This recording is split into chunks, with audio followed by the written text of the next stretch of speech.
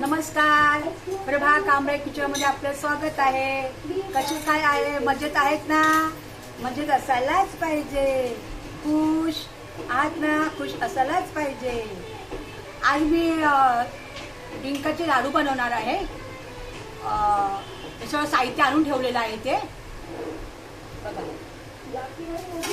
खजूर आहे, पाव किलो घेतलंय. अर्धा किलो खोबरं आहे, किसून सगळं रेडी करून ठेवलेलं आहे तुम्हाला दाखवायला.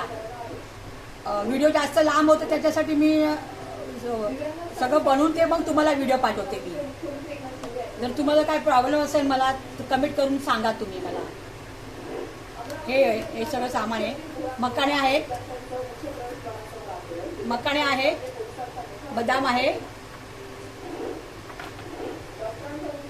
तिळाचं पाकिट आणले 2 सफेद तीळ आहेत. हे